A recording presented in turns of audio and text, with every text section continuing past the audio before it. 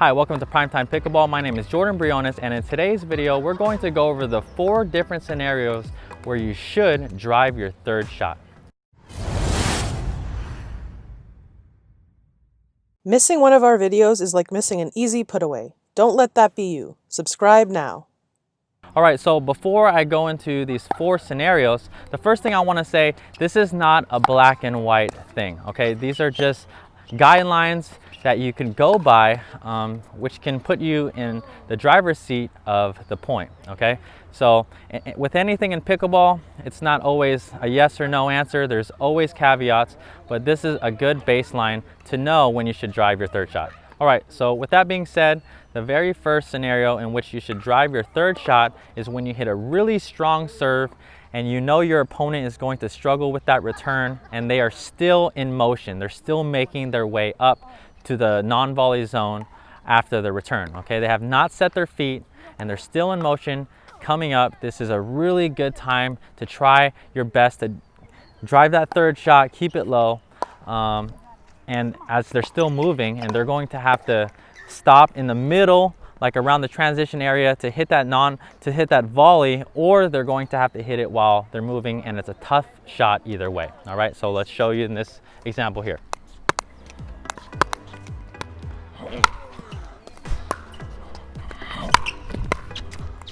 All right, so as you can see in that scenario, I hit a really tough serve and the return wasn't the best, and you know, because I pushed her back, she's hitting that return coming in and she's getting caught in the middle in that transitional area, having to hit that volley.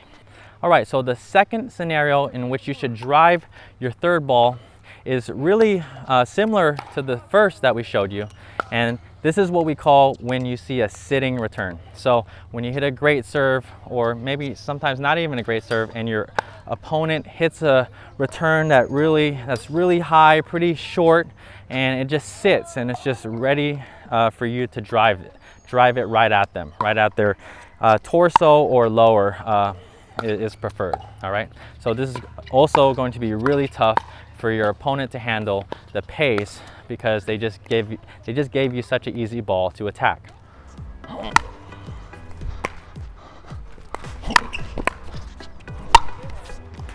All right, so as you can see in this example here, it can really put your mindset in a very offensive position, okay? It's being aggressive and not being just not being tentative on your shots, okay? If you get a really short return, this is a good way to really put pressure on the returner.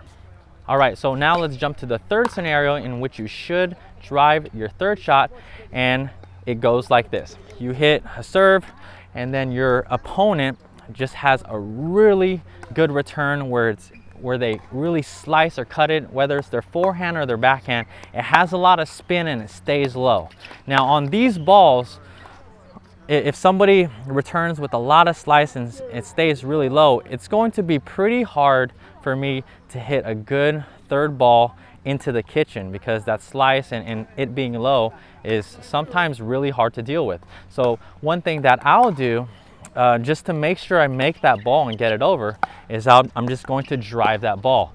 And when they're at the net and they're volleying that ball back, it's not going to have nearly as much spin as their return did, okay? So then I can maybe drop that ball on the 5th shot. So we'll show you that scenario right now.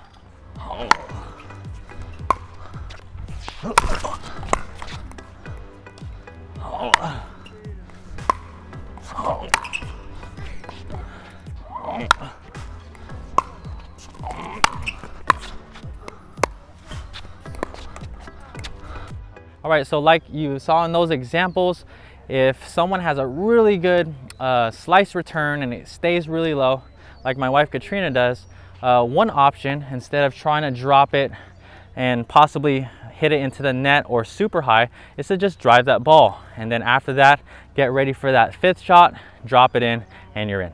All right, so the 4th scenario in which you should drive your third shot is basically if you just think that you can defeat their reaction time. Sometimes, depending on who you're playing, let's say the team at the net isn't as confident with their volleys as you are, maybe you can just get away with driving the ball and winning easy points. So this is the fourth scenario, and we'll show you right now.